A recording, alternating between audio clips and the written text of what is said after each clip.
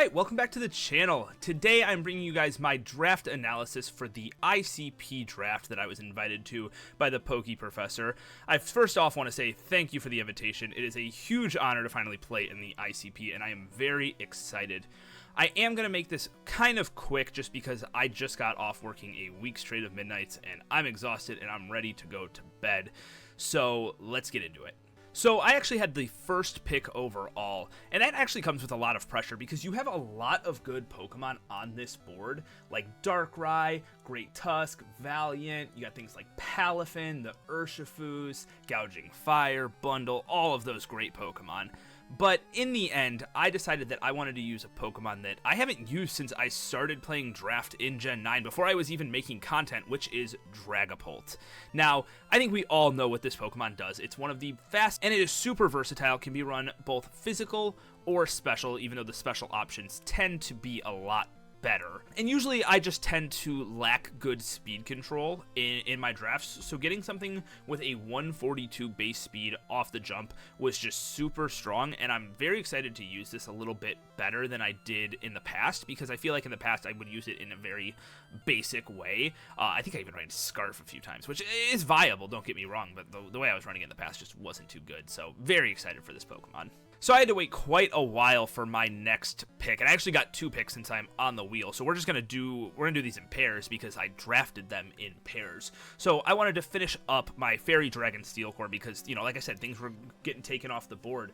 Things like Dragonite, Iron Valiant were already gone. We see like Bundle went. What else? Goldango, Garchomp, Gouging Fire, Hydrapple, Jirachi. So all of these steals and dragons and stuff and fairies were getting taken. So I went first with Azumarill. This is a very strong physical attacking water type who also has some really good support options with things like Perish Song and its ability, either Thick Fat or Sap Sipper, giving it either extra bulk against, you know, some of those fire and ice moves, or just giving it a straight up immunity if I'm not going with like a Belly Drum or a Choice Band set, which Azumarill is known for.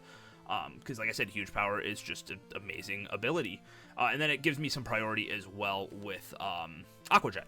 Going along with that, we grabbed Corviknight. Now, I really enjoy Corviknight. I just don't get to draft it that often because it's a really good Pokemon that a lot of people tend to grab pretty early on. Because it's got very good bulk, deceivingly good bulk, I should say, paired with the great typing of Steel and Flying, giving it a ground immunity. And it's got good tools. I learned it has dual screens. Like that's something I had no clue. Gets U-Turn, Roost, one of the few Pokemon with the Defog. You can even do like Iron Defense body press sets.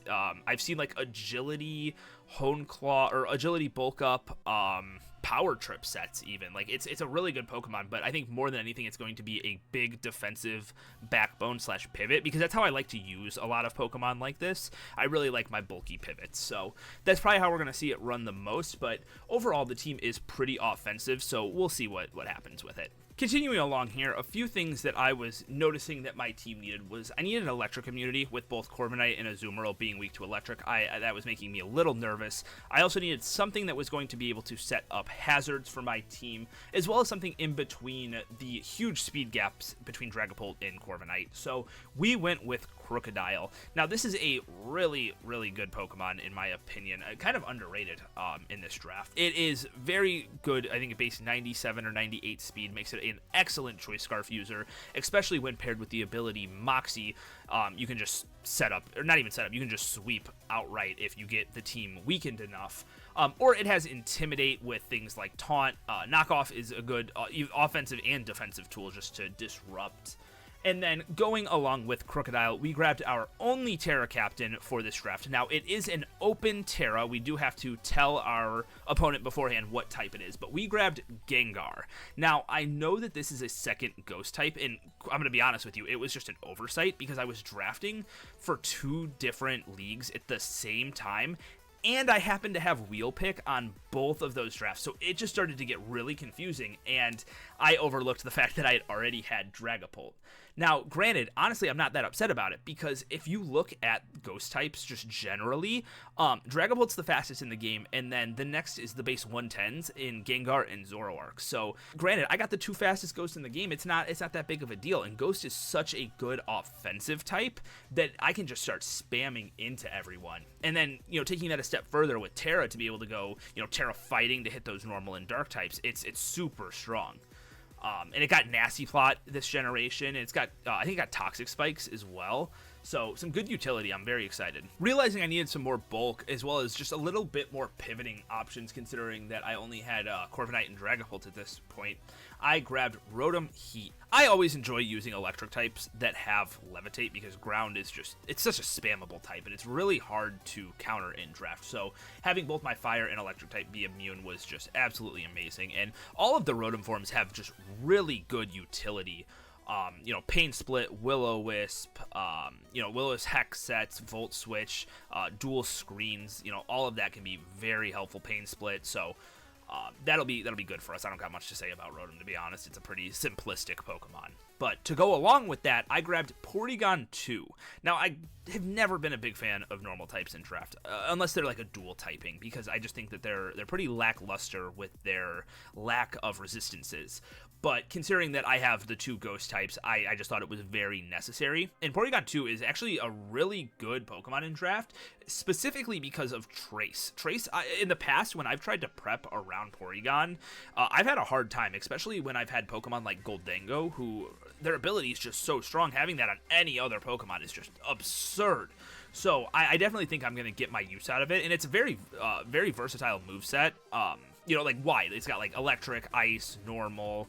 And I mean, you really don't need anything besides Bolt Beam coverage, let's be honest with ourselves here. But I can even run, like, Trick Room. Not that I think I'm going to, because my team's pretty quick. But, who knows, maybe a Azumarill could benefit from that. But I have other speed control options we'll get to later as well. But hoping that Porygon 2 doesn't let me down this season. And hopefully I can get as much use out of it as I see other people get use out of. As we get closer to the end of the draft, my plan kind of just started to fall apart a little bit. Not that I even really had a plan in the first place, but I just wanted more power. I wanted this team to just be more offensive because, like, if you look so far, the defensive pieces just aren't, like, the most sturdy. So I went with Glade, who just hits like an absolute truck. If you guys remember in low tier, this was the last time I drafted Glade. Now, granted, I understand this is quite a different format, but I still think Glade is extremely powerful in this format, and because it's not like the biggest powerhouse on my team, I do think that people will overlook it a little bit in prep, and I'm kind of counting on that because sharpness is just, it's a busted ability, man. I can't believe that they made that be a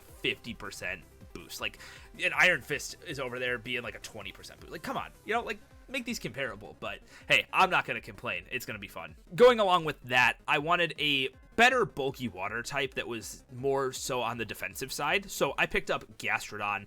This also helps with just a lack of hazards that I was having thus far, because up until this point, Crocodile was my only stealth rocker. So having Gastrodon to set both rocks and spikes gives it takes a little bit off of Crocodile. And, we have ice coverage, water, ground moves as well, stab, recover. And I think this is one of the few Pokemon that kept Toxic, maybe? I think I'm wrong on that. Don't quote me, though.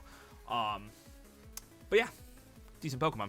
And for our final draft pick, I grabbed Masquerain. Now, I only grabbed it for webs. There's nothing else. I mean, it's got Intimidate, too, so I guess that's kind of decent. But I think it was between that and Cricketune, and I was like, yeah, I don't want Cricketune. That doesn't provide me anything outside of webs, where at least this I can maybe Quiver Dance and get Intimidate off. But yeah, that is the team for this season of ICP. I'm very excited. Be sure to tune in next week, where week 1 will finally begin, and check out all of the other content creators who are going to be playing this season. I will have them linked down in the description. And yeah, that's about all I got. If you enjoy, be sure to drop a like and subscribe, and I will see you guys all later. Peace.